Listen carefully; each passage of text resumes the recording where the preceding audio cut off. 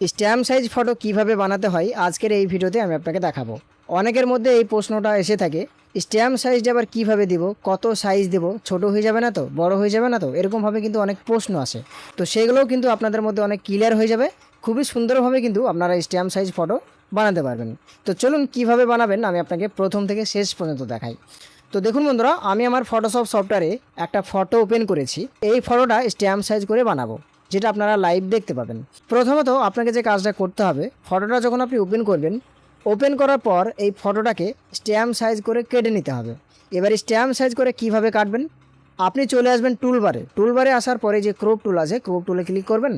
এখানে ক্লিক করার পরে উপরে দেখুন উইথ এবং হাইট বলে যে ঘর আছে, আপনি এর সাইজ দেবেন। স্ট্যাম্প যেটা সাইজ বেসিক্যালি আমি যেটা দিই সেটা হচ্ছে উইথে দিই 2 সেন্টিমিটার আর হাইটে দিই 2.5 সেন্টিমিটার। আপনারাও এইভাবে দিয়ে স্ট্যাম্প সাইজ বানাতে পারেন, অসুবিধা নেই। দেখুন উইথে কত দিয়েছি 2 সেন্টিমিটার আর হাইটে কত দিয়েছি 2.5 সেন্টিমিটার। আর রেজুলেশনে আপনি সবসময় 300ই রাখবেন এই জায়গাতে, বোঝা গেল। এবার দেখুন ফটোটাকে আমি সুন্দরভাবে কেটে নিচ্ছি ড্র্যাগ অ্যান্ড ড্রপ করে। দেখুন যতটুকু অংশ রাখলে মানাবে, ঘাড়গুলো আপনি সমান সমান রেখে সুন্দরভাবে এইভাবে ক্রপ করে নেবেন। এই যে অ্যারোগুলো আছে কিবোর্ডের, প্রেস করে করে এদিক ওদিক করে করে আপ ডাউন করে করে আপনি সোজাসুজি ক্রপিং করবেন, ঠিক আছে। এবার কি করবেন, যখন ক্রপ করা হয়ে যাবে উপরের দিকে লক্ষ্য রাখুন, টিক চিহ্নটা আছে, টিক চিহ্নতে ক্লিক করে দেবেন। এবার দেখুন যতটুকু সাইজে আপনি ক্রপ করলেন ততটুকু সাইজের ফটো আপনাকে কিন্তু সামনে দিয়ে দেবে। এবার আপনি দেখুন, লক্ষ্য রাখুন ভালোভাবে, ফটোটা ক্রপ হয়েছে ঠিক আছে, কিন্তু ব্যাকগ্রাউন্ডে যে গাছপালা আছে, এদিকে বাড়ি আছে, এগুলোকেও তো চেঞ্জ করতে হবে, ব্যাকগ্রাউন্ড চেঞ্জ করে দিতে হবে। এইভাবে দিলে তো হবে না, তাই না? তো এটা আপনি কিভাবে চেঞ্জ করবেন, এরকম ধরনের যদি ফটো আপনাদেরও হয়ে থাকে তাহলে আপনারা কিভাবে চেঞ্জ করবেন, পেন টুল ইউজ করতে হবে। তো ব্যাকগ্রাউন্ডটা চেঞ্জ করার জন্য আপনি চলে আসবেন আবারও টুলবারে আসার পরে এই যে পেন টুল আছে, পেন টুলে ক্লিক করবেন। এখানে ক্লিক করার পরে এবার আপনি ফটোটাকে জুম করে নেবেন। জুম করার জন্য কিবোর্ড থেকে অল প্রেস করে মাউসের এই যে চাকা যেটা ঘোরাবেন নিচের দিকে জুম হবে, ঠিক আছে। আপনি জুম করে নেবেন, দিয়ে আপনি পেন টুলটা সিলেক্ট করে রেখে এইভাবে আপনি ধারে ধারে ক্লিক করবেন, মানে যতটুকু অংশকে আপনি বাদ দিতে চাইছেন তার ধারে ধারে এইভাবে আপনি ক্লিক করবেন, ঠিক আছে। এই যে দেখুন আমি যেভাবে ক্লিক করছি, এইভাবে আপনি ধারে ধারে পুরোটা ফটো ক্লিক করে নেবেন। এবার আপনি কি করবেন, যেহেতু এর ঘাড় বরাবর মানে এই অবধি তো লাস্ট, এই অবধি তো পেন্ডুল দিয়ে সিলেক্ট করতে হবে, মানে এইখান থেকে ধরে এই অবধি লাস্ট সিলেক্ট রেখে দিতে হবে। এবার আপনি যে কাজটা করবেন, এবার আপনি এই বাইরের দিক দিয়ে এইভাবে ক্লিক করতে করতে নিয়ে যাবেন, ঠিক আছে, এরকমভাবে। দেখুন যে প্রসেসে আমি করছি এই প্রসেসে আপনিও করবেন, তাহলে কাজ হবে। এইভাবে নিয়ে গিয়ে আপনি কি করবেন, যেখান থেকে শুরু করেছিলেন সেইখানে গিয়ে টুক করে ঠেকিয়ে দেবেন, হলো। দেখুন এইভাবে দড়ির মতো হয়ে যাবে সিলেকশনটা।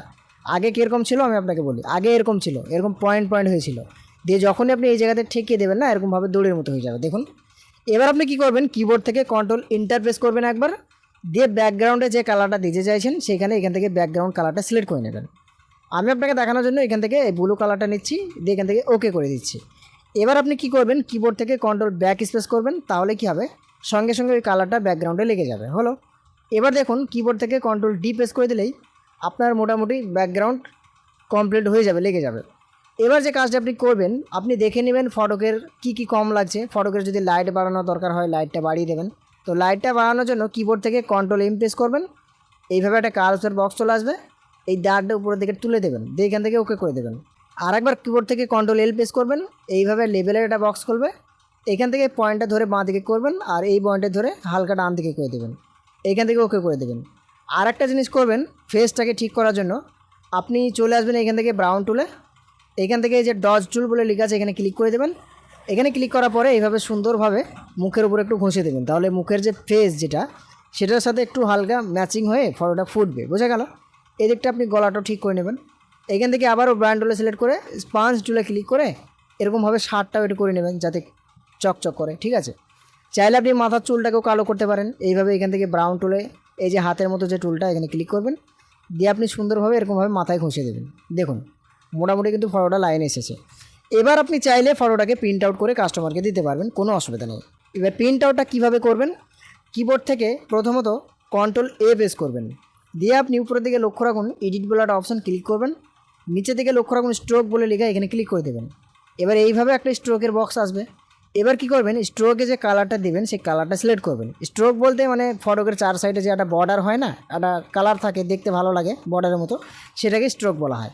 তো আপনি কি করবেন, এই যে কালার বলে লেখা আছে পাশে যে ঘরটা আছে, এবার আপনি কি কালারটা দিতে চাইছেন সেই কালারটা এখান থেকে সিলেক্ট করবেন। আমি আপনাকে দেখানোর জন্য ব্ল্যাক কালার সিলেক্ট করলাম, আর বেশিরভাগ ফটোতে ব্ল্যাক কালারের স্ট্রোকই হয়। তো ব্ল্যাক কালারটা সিলেক্ট করলাম, দিয়ে এখান থেকে ওকে করলাম। এবার আপনি কালারটা কতটা মোটা হবে সেটা দেওয়ার জন্য আপনি এই যে দেখুন উইথ বলে লেখা আছে, পাশে যে ঘরটা আছে এখান থেকে 2px অথবা 3px অথবা 4px এইভাবে দিতে পারেন। তো পাসপোর্ট সাইজ অথবা স্ট্যাম্প সাইজের ফটোর ক্ষেত্রে 2px অথবা 3pxই দেওয়া হয়। তো আমি এখান থেকে 2 রাখলাম। ওকে, এবার আমি এখান থেকে ইনসাইডে ক্লিক করে কিন্তু ওকে করে দিলাম। দেখুন মোটামুটি কিন্তু ফটোটা 4 সাইডে বর্ডার চলে আসলো। এবার আপনি যে কাজটা করবেন, ফটোটাকে প্রিন্ট আউট করবেন। প্রিন্ট আউট করার জন্য উপরের দিকে লক্ষ্য রাখুন, ফাইল বলে একটা অপশান আছে, ক্লিক করবেন। তারপরে প্রথমে নিউ বলে একটা অপশান ক্লিক করতে হবে। এখানে ক্লিক করার পরে যে পেজে আপনি প্রিন্ট আউট করবেন, মানে যে পেজে আপনি ফটোটা বার করবেন, সেই পেজটা এখান থেকে পেজের সাইজটা সিলেক্ট করে নেবেন। তো দেখুন আমি বেসিক্যালি 4/6 পেজে প্রিন্ট আউট করি ফটো পেপার। তো পেজের সাইজ এখানে ক্লিক করে 4/6 সিলেক্ট করলাম। এখানে অনেক সাইজ আছে, আপনি যে পেপারে প্রিন্ট আউট করবেন সেই পেপারটা এখান থেকে সিলেক্ট করবেন। A4ও নিতে পারেন, A3ও নিতে পারেন, B5ও নিতে পারেন, B4ও নিতে পারেন। মানে এখান থেকে দেখুন বিভিন্ন সাইজ আছে, যে সাইজটাতে আপনি প্রিন্ট আউট করতে চাইছেন সেই সাইজটা সিলেক্ট করবেন। তো আমি আপনাকে দেখানোর জন্য এখান থেকে 4/6 নিলাম, দিয়ে এগুলো কিছু করার দরকার নেই, আপনি এখান থেকে ওকেতে ক্লিক করে দিলেন। এবার দেখুন পেজটা আমার সামনে চলে আসলো। এবার পেজটা ড্র্যাগ করে ধরে এই পাশে নিয়ে আসলাম, দিয়ে আমি ফটোটাকে মুভ টুলে ক্লিক করে মুভ করে এবার ধরে এইভাবে পেজের উপরে নিয়ে আসলাম। দেখুন কতগুলো সুন্দরভাবে স্ট্যাম্প সাইজ হয়ে পেজে ফটোটা চলে এসছে। এবার আমি কী করছি, এখান থেকে এটা ম্যাক্সিমাইজ করে নিচ্ছি। এবার দেখুন এই যে ফটোটা আসলো, ফটোটাকে আপনি সুন্দরভাবে কোণাতে এরকমভাবে সাজাবেন আগে, দিয়ে আপনি 1টা থেকে 2টো অথবা 2টো থেকে 4টে করার জন্য আপনি ফটোর উপরে একবার ক্লিক করবেন, দিয়ে কিবোর্ড থেকে অল্ট আর শিফটটা প্রেস করবেন, দিয়ে মাউসের বাঁ দিকে সুইচটা প্রেস করে ধরে ড্র্যাগ করে এরকমভাবে ডান দিকে সরাবেন, দেখবেন সরে যাবে, 1টা থেকে 2টো হয়ে যাবে। দেখুন আর একটা যদি আমি করি তাহলে অল্ট শিফট প্রেস করে ধরে আবারও একবার এরকমভাবে মাউস পয়েন্টারটা দিয়ে ড্র্যাগ করে ধরে ডান দিকে সরালাম। আর একটা করতে চাইলে আবারও সেম প্রসেস। এইভাবে আপনি যতগুলো করবেন ততগুলো কিন্তু এইভাবে সরিয়ে সরিয়ে নেবেন, ঠিক আছে। তো ধরে নিন এবার আমি এই 4টে ফটোকে একবারে নিচে নামাবো, মানে 4টে থেকে 8টা করব। তাহলে কি করতে হবে, 4টেকে তো একসঙ্গে লিঙ্ক করাতে হবে, একসঙ্গে জয়েন করাতে হবে, যেহেতু 4টে আলাদা আলাদা হয়ে আছে, তাই না। এই যে লেয়ার বারটা ফলো করুন, তখন বুঝতে পারবেন। এই একটা লেয়ার, এই একটা লেয়ার, এই একটা লেয়ার, এই একটা, মানে 4টে লেয়ার, এখানে 4টে ফটো। এবারে 4টে লেয়ারকে এক করে দিই, তাহলে 4টে থেকে আরও 4টে আসবে, দিয়ে 8টা হয়ে যাবে, তাই না। সিঙ্গেল বাদ দিয়ে জয়েন্ট থাকলে কী হবে, 4টে থেকে 8টা বেরিয়ে যাবে। তো এই 4টে লেয়ারকে এক করার জন্য আমি দেখুন একটা লেয়ার সিলেক্ট করলাম, প্রথমকার লেয়ারটাই, দিয়ে কিবোর্ড থেকে কন্ট্রোল-E প্রেস করে করে আবার প্রেস করলাম, কন্ট্রোল-E প্রেস করে করে একটা লেয়ার রাখলাম। দিয়ে আমি কী করছি দেখুন, অল্ট শিফট প্রেস করে ধরে আবারও এইভাবে টানছি। এই যে দেখুন যত কপি করবেন আপনি এইভাবে নিয়ে আসবেন। দেখুন 4টে বলে কতটা করলাম, দেখুন এরকমভাবে আনার পর আপনি নিজে নিজে করবেন, তাহলে বুঝতে পারবেন। এবার আমি কি করছি, কিবোর্ড থেকে আবারও কন্ট্রোল-E প্রেস করে করে একটা লেয়ার নিয়ে আসলাম, দিয়ে এরকমভাবে মাউসের অ্যারোগুলো প্রেস করে করে ফটোটাকে আমি মিডিল বরাবর নিয়ে আসছি, ঠিক আছে। এবার দেখুন মোটামুটি ফটোটা লাইনে চলে এসেছে। এবার আমি এটাকে প্রিন্ট আউট করার জন্য কিবোর্ড থেকে জাস্ট কন্ট্রোল-P করলাম, দিয়ে এখান থেকে কিছু সেটিংস করতে হবে না, আপনি উপরের দিকে লক্ষ্য রাখুন প্রিন্ট বলে লেখা আছে, প্রিন্ট লেখাটাই ক্লিক করবেন। এখানে ক্লিক করার পরে আপনি আপনার প্রিন্টার মেশিনটা সিলেক্ট করবেন, কোন প্রিন্টার মেশিন আপনি প্রিন্ট আউট করতে চাইছেন, মানে কোন প্রিন্টার মেশিন আপনি ফটোগুলো বার করতে চাইছেন, সেই প্রিন্টার মেশিনটা এখানে সিলেক্ট করবেন। যদি দেখা যায় আপনার 2-3টে প্রিন্টার, তাহলে আপনি যে প্রিন্টার মেশিনে প্রিন্ট করবেন সেই প্রিন্টারটা সিলেক্ট করবেন। আর যদি একটা থাকে তাহলে একটা দেখবেন বাই ডিফল্ট সিলেক্ট করাই থাকবে। এবার আপনি ডান দিকে লক্ষ্য রাখুন প্রপার্টিস বলে লেখা, প্রপার্টিস লেখাটাই ক্লিক করবেন। এখানে ক্লিক করার পরে এরকমভাবে প্রপার্টিসের কিছু সেটিংস আপনার সামনে আসবে। এবার এই যে দেখুন ডকুমেন্ট সাইজে পাশে যে ঘরটা আছে, এখান থেকে ডকুমেন্ট সাইজে আপনি কি দেবেন, যে সাইজে আপনি পেজটা নিলেন সেই সাইজটা এখান থেকে দিতে হবে। আমি যেহেতু 4/6 নিলাম তাহলে এখান থেকে 4/6 দিলাম। এবার পেপার টাইপে আপনি অবশ্যই ফটো পেপার করবেন, ফটো পেপার গ্লোসি। তারপর কোয়ালিটির জায়গায় আপনি হাই করবেন, নিচের দিকে লক্ষ্য রাখুন, এখান থেকে কালার সিলেক্ট করবেন, দিয়ে এখান থেকে ওকে করবেন। দিয়ে এবার আপনি আপনার 4/6 পেপারটা আপনার প্রিন্টার মেশিনে প্রবেশ করে দেবেন।